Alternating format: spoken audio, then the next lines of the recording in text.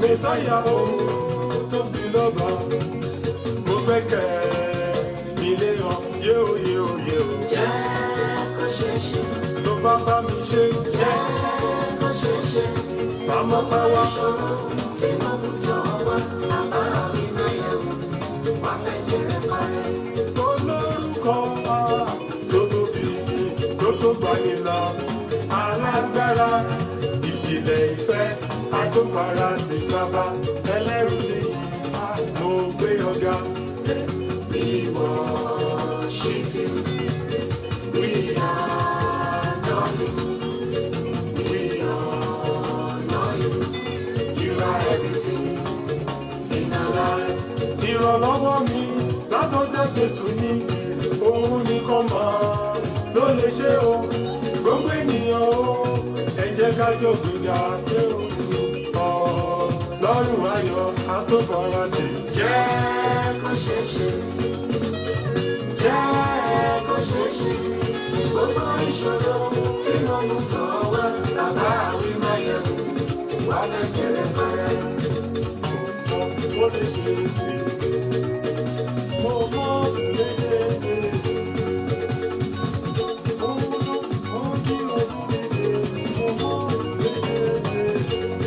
Ọlọ́run mi o. Jẹ́ káyé mọ̀ wípé, ìrẹ́ lóníṣẹ́ ìyanu o. Jẹ́ káyé mọ̀ wípé, ìrẹ́ lẹ́lẹ́dá. Aráyé tí mo ní mọ́ ọ. Jẹ́ káyé mọ̀ wípé, ìrẹ́ lọ́lọ́dún. Wọ́n múnú mi dùn oníṣẹ́ ìyanu. Jẹ́ káyé mọ̀ wípé, ìrẹ́ lẹ́lẹ́dá ni. Ọba tó gbani. Agbani lágbà tán. Ọba tó gbani. Àfihàn gẹ́gẹ́. Bàbá mi ṣe. Ayé mi kò ní túmọ̀.